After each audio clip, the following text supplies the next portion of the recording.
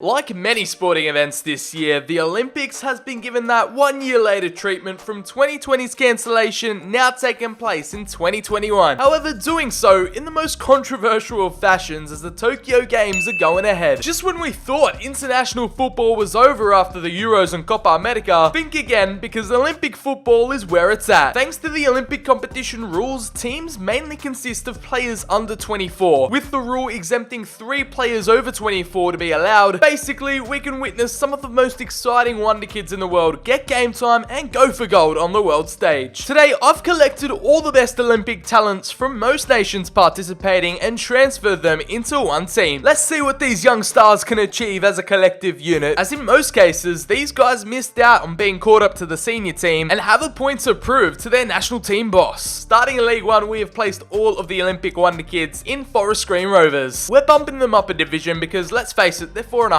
stars. They don't need to prove themselves in the 4th tier. Comment down below and let me know who's going to win gold this year, who's a wonder kid to keep an eye on at the Olympics, as I've been trying to watch as much action as possible in lockdown and it's been surprisingly fun. Now, finally, let's introduce you to the stacked team we have available. So stacked that I've been able to make 2 starting 11s out of this roster. We'll get things underway here by going through the team from lowest overall to highest. This squad is comprised of 50 players altogether, so we've got quite a comprehensive list. And first wonder kid off the bat is going to be Caleb Watts from Australia. Just beat Argentina 2-0, so what a whopping result for the Aussies. The lads from down under could go on to shock the world, as we have 2 Ivorians up next, including Amad Diallo and Wilfred Singo. Both getting some game time for the Ivory Coast in Tokyo, as again, another Australian is going to climb into these ranks. You know I had to include some Aussies in here. Daniel Arzani of Manchester City fame, currently loaned out in the Netherlands right now, as we have 4 French youngsters in a row, including Isaac Lahadji, Nathaniel Mbuku, Enzo Leafy, and Melvin Bard. They all have one thing in common, and that is that they're all showing great potential, which is promising for now, and I believe they have all pretty much featured in my videos at one stage. As we have our first Argentine in the team, Adolfo Gates. You'll recognize him either for scoring the winner against Juventus last year for Benevento, or in my Chelsea career mode video where I tried breaking the number 9 curse for the Blues. I'm hoping you guys remember him for the latter, because I was kind of ahead of the ball game before he had that masterclass against Juve. But enough about that. The Argentine striker is leading the line for the South Americans. You know I had to include as many Aussies as possible. Considering the Italian football team aren't in the Olympics, we got to go for the Aussies on our home nation. Riley McGree is in here, formerly of Adelaide United, now playing his football at Birmingham City. We've got former Real Madrid player Jesus Renier for Brazil. Hasn't seen too much game time at the Olympic Games so far, but he is on the bench and hoping to win gold just like they did in 2016. We've got a nation that have kind of disappointed me so far. Romania at the Olympics haven't had the best of starts. Tudor Baluta will be their main representative in this squad. The former Brighton player now playing in the Ukraine. We move over to Brian Gill. Just recently announced that he's transferred from Sevilla to Tottenham. Spurs have got a brand new Spaniard on their hands, and he played quite well coming off the bench versus Australia. Second Argentine to join the list, we've got career mode fan favourite, the wonder kid Augustin Urzi, Lil Urzi Vert as I like to call him, the Argentine who's been a great pickup in career mode for a while now, and Diego Laniez, or Laniez, I'm still so confused with this guy's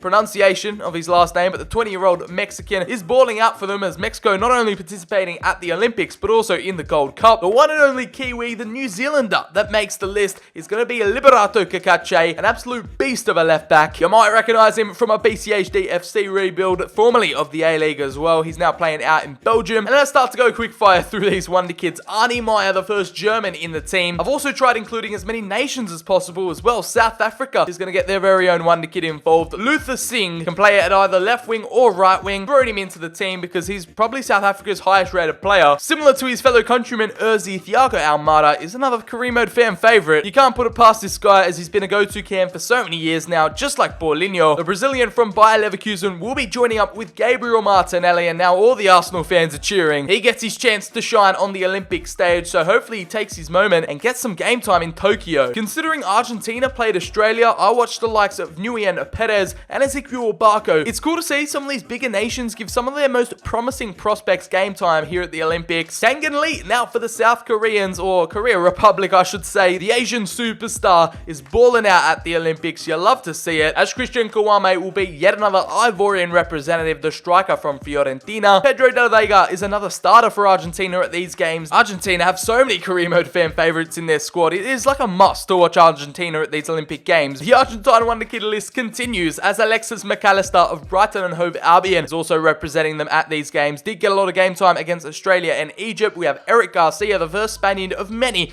to be involved. We still have so many more to get through, as there's a little Japanese combo right here of Takahiro Tomiyasu of Bologna. If you believe that all the rumours and reports are true, he is headed to North London. Tottenham look to sign him, as Ritsu Doan is another exciting Asian talent that has also played well at these games. And don't forget their poster boy right now, Takatsuza Kubo, the host nation, I should point out as well. They've got a bit of an extra momentum and an initiative to go ahead and win gold, or do the best they can. They're very capable, as they've had a solid start. Jesus Vallejo has been yet another player involved in this Spanish starting 11. And then we have some of the better French players that we haven't even got to yet, like Lucius Toussaint, the holding midfielder of Olympique Lyon fame, representing Le Bleu. We have two Germans in a row, Felix Udukai and Benjamin Hendricks. We get a chance to see some familiar faces like Pedri of Barcelona. And yes, we all saw that photo of Pedri looking absolutely run ragged after playing every single game for Barcelona this season, playing for Spain at the Euros, going all the way to the semis, and now he's out on Olympic duties. Can someone just let this kid rest? He looks like he's aged 30 years this season, and I don't blame him. We move on over to Nadem Amiri of Bayer Leverkusen, another one of Leverkusen's members out on international duty right now. We've got Paul Bernardoni, who is our second choice keeper in this squad, but first choice for France right now at the Olympics. The likes of Dani Ceballos, former Arsenal loanee, he is now back at Real Madrid and has picked up an injury from these Olympics, so he played the first game but hasn't played the second. As we move over to the Brazilian Matheus Cunha. Cunha, all I know is that he's partnered up top with Richarlison and he plays for Hertha Berlin. Also a very decent pickup in career mode. We've got Carlos Soler, who has been a career mode gem for so long now. The Valencia playmaker has also been getting some minutes under his belt here in Japan, as Anthony is yet another one of the exciting talents out of Ajax, who is representing his nation and trying to go for gold and back up their efforts in 2016 with another gold medal win. Here's our first choice goalkeeper for the starting 11, Unai Simon. Let's hope he doesn't bring any of those funny own goals to this team and actually keeps the goals out, as we have just a flurry of Spaniards right now. We've got Dani Olmo, who just lit up Euro 2020, playing an absolute masterclass against Italy in the semis. Is definitely one to watch and is one for the future. Pau Torres just came off a win against Manchester United in the Europa League final. The Villarreal centre-back has been called up for Spain, just like Marc Cucurella. Still hard to believe that Cucurella is only 21, the exciting prospect at Getafe. And this is a spoiler that I gave away just a couple seconds ago. We've got Richarlison up front for Brazil, and he's also going to be up front for our team right here. I think Spain are taking this Olympics so seriously, or they just have such a ridiculously deep pool of talent, it is not funny. We've got Miguel Merino in central midfield, Marco Asensio, and then the best player at the Olympics by far, Mikel Oyarzabal. He scored the winner against Australia, Spain's one and only goal so far of the Olympics at this time of recording, and yet again is another one of these wonder kids that repped Spain at the Euros this summer. So some of these guys have been on double duty, like Unai Simon, Pedri, Dani Olmo, Oyarzabal, just to name a few. If Spain at least don't get to the final, I think that's a major disappointment, considering they make up the majority of our first starting 11. Here is how we're operating with our best selection available. I guess it's our best possible starting 11. We've got Richarlison and Cunha up top. The two Brazilians will be linking up alongside a Spanish midfield of Dani Olmo, Merino, and Dani Ceballos. On the wings, we've got Anthony of Brazil and Oyarzabal, even though he's been deployed at a centre forward for the Spaniards. And our three-man backline is going to consist of Udukai, Torres, and Tomiyasu. Meanwhile, in between the sticks, to wrap it up all nicely, is Unai Simon. Like you can see there, a very Spanish and Brazilian dominated team. We've got one Japanese player, one German, but the rest are pretty much consisted of two nations. I tried to include some wild cards on the bench like Libby Kikache. Unfortunately, no place for wingbacks in this formation. We've got Kuame to bring off as well, Kangan Lee. Otherwise, our reserves are just jam-packed. Look at all these players, not good enough to get game time. Also, I wanted to keep this team to strictly wonder kids. No marquee players like France have Gignac. Also, Dani Alves is doing a shift for Brazil. Yeah, so here's a quick overview, a recap, and you get a good gauge of what kind of wonder kids and what talent has been called up for the Olympics. A couple of nations are taking it seriously. Some are just giving their young guns a go and seeing how they progress. It's fascinating to see all the similar nations' approaches. Here is our second team, just showcasing the absolute depth, the quality of this squad. It's a 50-man roster, so naturally, not everyone's going to get the game time. Not even Pedri makes it into the first starting 11. We'll be simulating through the years and following this team's journey from League One, hopefully up to the Premier League. It's going to be a fascinating ride to see what these Olympic stars can do, as we're going to get simulating. Hopefully these guys can do their thing. It's the Olympics FC's first campaign here in League One, and they've completely wiped the floor with them, finishing on top as you'd expect with the caliber and quality of players that they have at their disposal. 114 points collected, losing 4 times, but they actually actually scored 101 goals, which is amazing. Sunderland up promoted with them. They not only claimed promotion to the championship, but also the league title. They tested their credentials in the FA Cup as they were eliminated in round 3 to championship side Nottingham Forest 2-0. It would be interesting to see them win a piece of domestic silverware in the lower divisions. However, in the Carabao Cup, they are nowhere to be seen. If these lads can't even win the Papa John's trophy, forget about going for gold in Tokyo, because they were knocked out in the quarterfinals 3-1 to Ipswich. You'd expect them to have their names on that trophy already, but unfortunately they've let it slip. It's not what you love to see, only one piece of silverware collected, but it's a well-deserved promotion up to the second tier. Let's take a look and see who the main performers were, who was the MVP in this team, and it's our top goal scorer, Richarlison, with 36 goals and 5 assists in 52 appearances. Definitely the Olympic standout star. I think he started off the game against Germany with a first half hat-trick. In real life, he's tearing things up in Tokyo, so good on him, alongside his strike partner, Matheus Cunha. The two Brazilians doing wonders for this team up top, 18 goals and 6 assists for him. We've got Anthony. Okay, there's no coincidence that the top 3 performers are all Brazilian. Anthony from the right-hand side with 40 appearances, getting himself 16 goals and 6 assists. The 21-year-old is looking to have a stellar video if he keeps up this form, just like Christian Kouame off the bench, who is proven to be a very worthy super sub. The Ivorian finding the back of the net 12 times with 6 assists. Carlos Soler in midfield, the diverse and versatile midfielder, 7 goals and 4 assists for him. Dani Olmo, yet another Spaniard with 5 goals and 3. We have Marco Asensio, not playing too much, only 18 appearances, small little cameos in here and there, 5 goals and 2.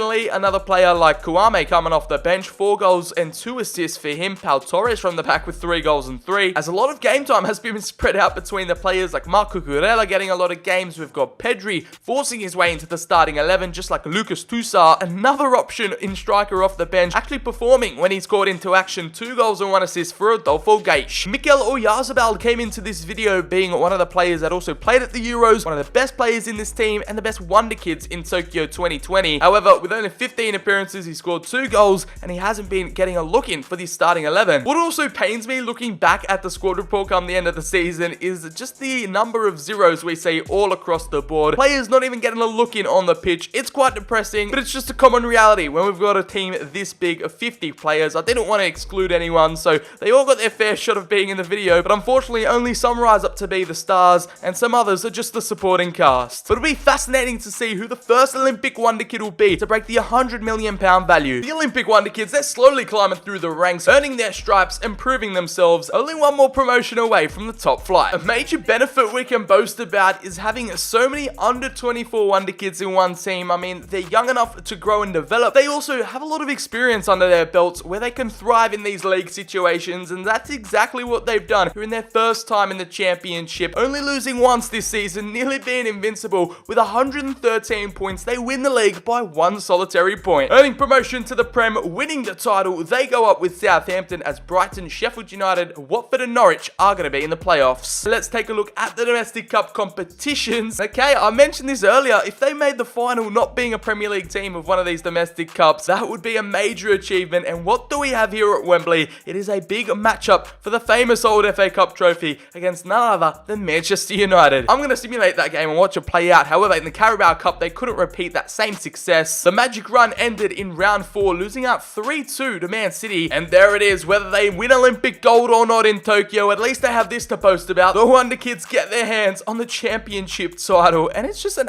actually looks sick in game with the green and black ribbons on it as well. It just adds an extra touch. Richarlison's got the golden boot. I won't be surprised if our entire team is in the team of the tournament. Actually, no, it's only Richarlison and Cunha, so there goes my statement. To send these lads out on a high for season 2, not only getting promotion, but the potential of lifting up the FA Cup trophy in their sides. We're going to quick sim this one and see if they can claim yet another piece of silverware this season. And at Wembley, they absolutely outclassed United in extra time, winning 3-1. And there you go, your FA Cup champions. Rashford scored in the 5th minute. Richarlison missed a penalty. This game had everything. Dani Olmo got his goal in the 28th to equalise, and then it went to extra time, and Matheus Cunha did his thing. Just take a moment and process this progress this team has made. Not only last season were they in League 1, but with this FA Cup win, I'm pretty sure that qualifies them for at least Europa League football. And like I said earlier, the lime green ribbons, I don't know, you heard it here first. Green ribbons make every trophy look better. However, who were our main protagonists this season? Was it the same 3 Brazilian musketeers? And no, we've got a couple of new faces. However, some repeat stars are also in here, with Richarlison finding no issue scoring in the championship, 60 appearances, 38 goals, however no assists, which is a little bit worrying, but he's now up to an 88 overall. It's been a +4 campaign for Matheus Cunha, the trusty Brazilian sidekick, growing up a +4, now at an 86 overall, and he got himself 31 goals and 13 assists, one of 2 players to get double figures in both departments, and that's 44 goal contributions in 56 appearances. Great numbers he's putting up, and a new man has entered the top 3 is Pedro de la Vega, yet another South American involved, the Argentine, scoring 10 goals and 2 assists in 30 appearances, in which I can only imagine he came off the bench. 12 goal contributions for the 21-year-old. As we move on over to Carlos Soler, the Spaniard, ever so classy in midfield, got himself 10 goals and 14 assists, 24 goal contributions for Carlos. Christian Kouame, the trusty super sub, in off the bench, the Ivorian, with 6 goals and 7 assists, and Miko Oyarzabal. You'd expect so much more out of this guy, but he can only play one position on the left. I'm not quite sure what the assistant manager is doing, but 5 goals and 2 assists in 18 appearances definitely isn't living up to par, as we have one of the main stars last season, Anthony. Even though he had a pretty lackluster campaign in comparison to his season 1 stats, he still grew a +4, now landing at an 86 overall with 5 goals and 7 assists. Maybe he was struck by injury this season, I'm not quite sure. 33 appearances in there. Pedri also getting involved in the starting 11. I'm glad to see he's actually getting rest, unlike in real life where he's playing every single game. Udukai from centre back with 3 goals. We've got Kangan Lee and Danny Olmo off the bench with 2 each. Also Garcia and Ceballos getting themselves 2. We've actually gifted the captaincy to the Frenchman Lucas Toussaint, the CDM, the holding midfielder, that I think really possesses some leadership qualities for some reason. I don't know, there's just something about him. And as for the rest of them, yeah, not too much action going on. The further we scroll down the list, and we just see zeros radiating off the page. It is not fun to look at, but we've got to showcase it, as Unai Simon got himself an assist with 27 clean sheets. Not to worry, we've got the Olympic Wonder Kids on development plans. Even if they're not playing, they're working hard on the training ground, as we've got their valuation. Let's take a look at the financial department. I think it's going to be a 2-horse race for first place. Richarlison claims his prize of being the first to reach that £100 million mark, now valued at 104.5, and Anthony has absolutely skyrocketed through the ranks like no one could imagine. We kind of predicted this, but he has just gone above and beyond expectations. £98 million. He's knocking on the door of the 9-figure range, and Matheus Cunha is also in the mix. It is going to be a Brazilian affair in this financial department. The Spaniards are also putting up a decent fight, but it's literally the Brazil show from here on out. From Olympic gold in Tokyo to fighting on the biggest of stages in the Premier League week in, week out, they've only gone and done it. Back-to-back promotions, an FA Cup title. What else is in store for this special team? After the 2 seasons of rapid momentum they have captured, the Olympics Wonder Kids were definitely not going to be relegation strugglers or even in mid-table. I was expecting top half of the table finish, and that's exactly what they've done, but they've taken it up a new level as well. They're just constantly leveling up right here, finishing in 3rd. That is a Champions League spot right there, with Liverpool winning the league and Man City. They were well and truly in the title race and in contention. 3rd position in the Prem for their debut season isn't too shabby whatsoever. In terms of the FA Community Shield, FA Cup winners, our boys in the Olympics versus Liverpool, who won the Prem last season, and they took that one home at Wembley.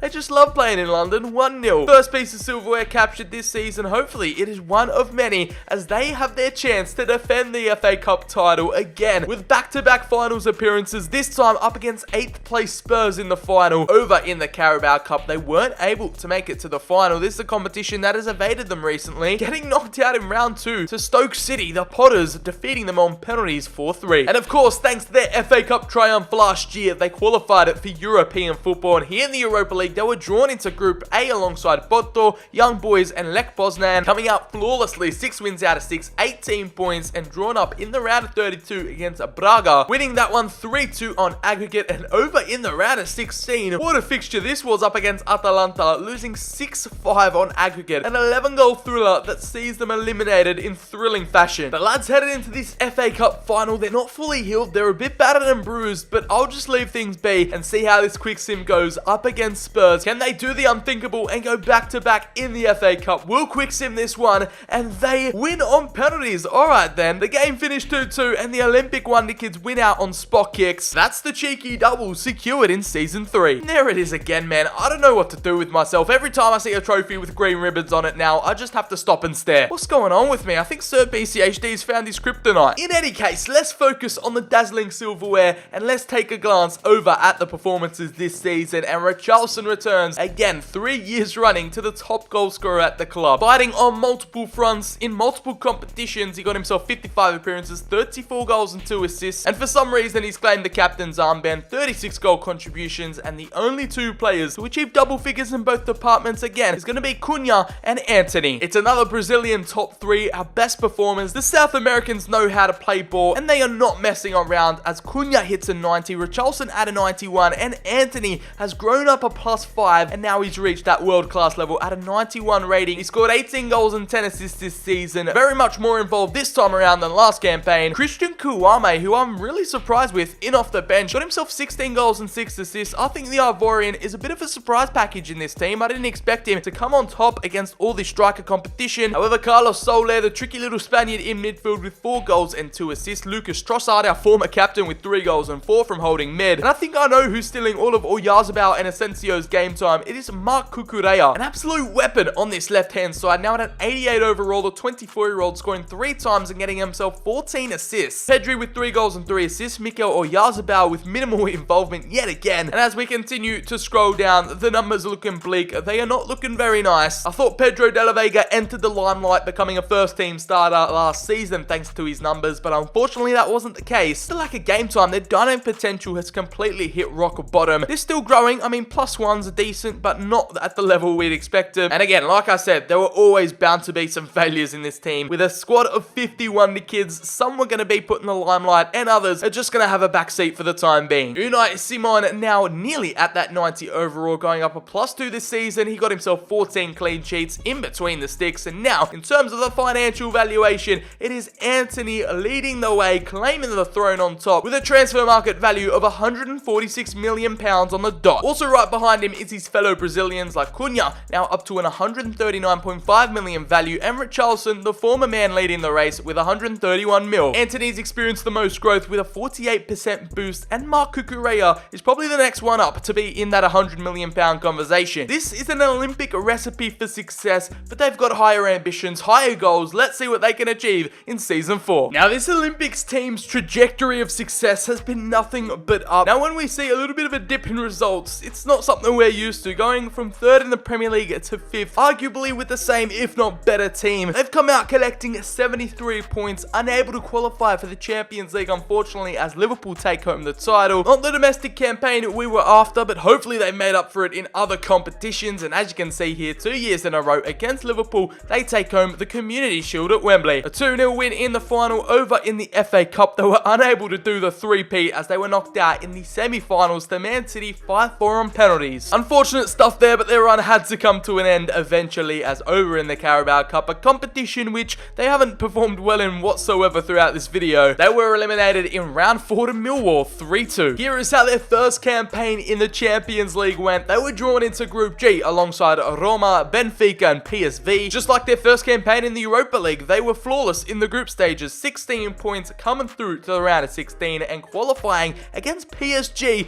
they took them out 3-2 on aggregate, sending the Parisians home, and that means they went on through to the quarterfinals and knocked out Inter on away goals 3-3. Insane stuff here, as they not only knocked out Inter, but Bayern Munich as well, facing some of the toughest opponents in Europe. They went through 3-1 on aggregate, and therefore, in an all-English affair, they're meeting up with Manchester United in the final. They're in the big dance to fight for the Holy Grail. In a season which, let's face it, they pretty much were a letdown in the domestic competitions, they have well and truly made up for it continentally, as they have had a magical European run. Even though on paper, it's technically not our best starting 11, but I've decided to shift a few things and adjust tactically tonight. Instead of going for Soler and Olmo in the midfield, I've decided to add a bit more defensive stability with Mikel Merino, and we've added Pedri in there just to add a bit more attacking flair. Before they go into battle tonight, because I do actually want to play this one, here is your look at the best performers this season, and going into this final, I am in full confidence, knowing that we have proven goal scorers in up front. Both Richarlison and Cunha have played their role perfectly, bouncing off each other like a Batman and Robin, partners in crime, the two Brazilian countrymen up top, a partnership for the ages, 32 goals and 6 assists for Richarlison this season, Matheus Cunha with 29 goals and 13, and alongside Kouame is one of the only two players getting double figures in both goals and assists, 16 goals and 11 assists for the Ivorian in off the bench. Antony from the right hand side with 12 goals and 5. Pedri is warranting his starting 11 shout tonight with 6 goals and 11 assists. Also Marc Cucurella, he got himself 4 and 11. Kangan Lee in off the bench, a super sub with 4 goals and 1, and the captain Lucas Trossard with 3 goals. Mikel Merino also playing a cameo in tonight with 2 goals and 3 assists. Adolfo Gaeta Consolidation off the bench with 2 goals. And I'll just provide you with one last look at the rest of the Olympics Wonder Kid list. Just because they didn't make it in this experiment doesn't mean they are not super bright talents that are going to kill it in the future. Like I've stressed throughout this video, the size of the team have really let them down. We could make 2, if not 3 entire starting 11s out of these guys. So I'm sure on another day they could have sprouted into unbelievable superstars, but it wasn't to be. And they make up the supporting cast and the massive list we've got going on here, as Unai Simon caps off the season with 2 goals and 24 clean sheets. Coming right out of nowhere, our highest valued asset, Matthäus Cunha. I've probably said his name wrong the entire video, but he is now valued at £172.5 million,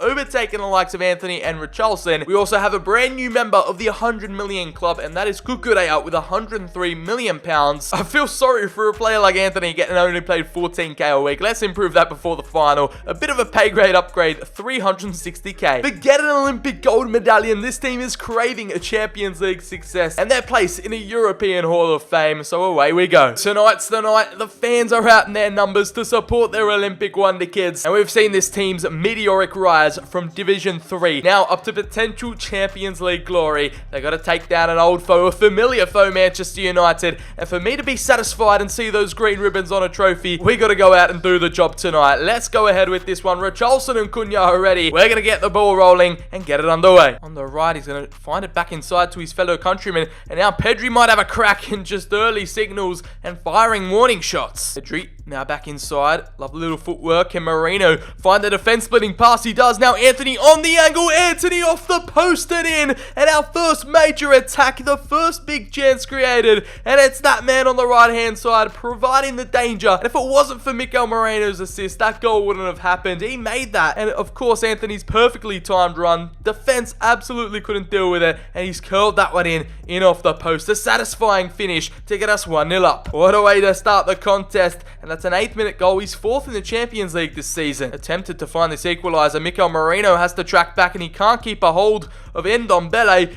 It's Garcia to header away, and United still pressing us. Indeedy now, they've got a powerhouse of a midfield through to Marcus Rashford, and this just smells danger as we have to head it away again. Pedri, no, it's Richarlison to win the header, Pedri to receive it. And a little flick up, little bicycle kick, and it's a creative way, an inventive way to find the chance. Richarlison now 1-on-1. He'll take the shot from outside the box, and De Gea has to parry away. We've got Cunha again linking up with Anthony, and in the middle, we see Richarlison, but the ball wasn't there. We do find back possession, though, with Cunha. Keep a hold of it, applying pressure to this United defense, and Pedri has to get out of a tricky situation, finds Richarlison, our top goal scorer, and you just know he was fine in the back of the net in that scenario. Our number 7 with a Champions League final strike to remember. He points to the skies like Usain Bolt, a famous Olympian, and now he has well and truly fired us into the lead, doubling our advantage right before half time. After a spell of possession by United, we quick counter, take our opportunity, and fire another one past David De Gea in net. It should have been saved in all honesty, but the Brazilian doesn't care. 2-0 to the good. What a first half. Richarlison again, ball over the top to Cunha. He will try and float one into the danger area of Richarlison, and now Pedri. That is going to be one of the softest goals you'll see. Took too many deflections, and now the Spaniard, who we decided to throw into the starting 11 tonight, gets a goal and puts us 3-0 to the good. Just when you thought that was the final play of the half, no, there was still more time left. More time to put some pressure on United's backline. Cunha with a perfect little touch inside. Deflection 1, deflection 2, deflection 3 off De Gea. It's deflection city out here. That'll be it for the first half. An absolute masterclass, and we've bursted out of the blocks. If this slips now, I'm absolutely going to be raging, but the Olympians seem to know what they're doing. Here we go, Patson Daka just charging at our defense now. United are desperate, and it tried to clear it away, and somehow fell into the path of Serge Gnabry. We got a lucky goal. They get an even luckier one. I guess it's the balance. It all works out in the end, and the man is stirring the pot. They're 3-1 down. Look at the celebrations. Is it going to be Consolation, or are we in for Istanbul Part 2? Trippier again. Our defense looks stretched. So much room for United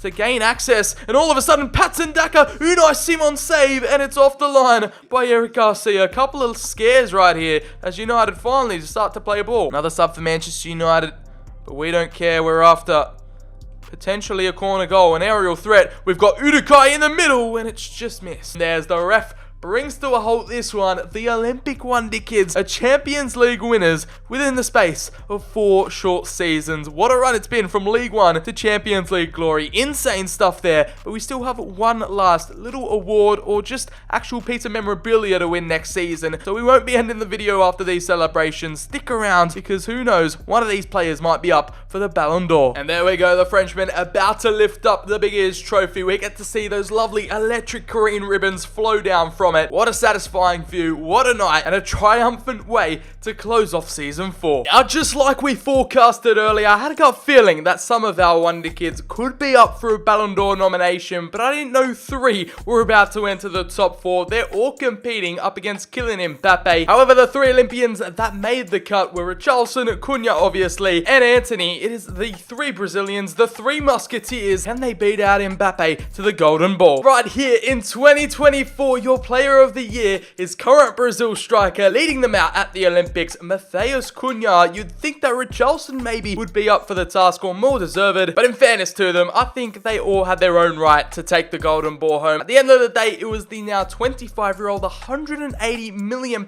man at a 94 overall. Was he even the best player in this team? Yes, he's actually climbed over Antony and Richarlison midway through Season 5. Now classified as one of the world's best, not only can he boast about an Olympic gold medal, a Champions League trophy, and also a Ballon d'Or to take home and hang up on the mantelpiece. As much as this squad was dominated by Brazilian, French, and Spanish talent, I hope you all still got a kick out of some Olympic young guns entering the same team and growing together as a collective. Well, at least some of them. Going on to achieve some remarkable things here in the footballing world. 2 FA Cups, 2 Community Shields, spectacular personal growth and development, a Champions League title, and of course, Cunha topping it all off. The icing on top of the cake. Let me know down in the comments below, who do you think is going to win gold with their nation? In Tokyo 2020, the competition is only heating up, and let me know one of your favorite Wonder Kids in this team. As always, if you went on to enjoy the video, make sure to drop it a like down below, hit subscribe, turn on the notification bell. As always, follow all the social media links down in the description. I've been Sir BCHD. Have a great day, and I'll catch you all in the very next video.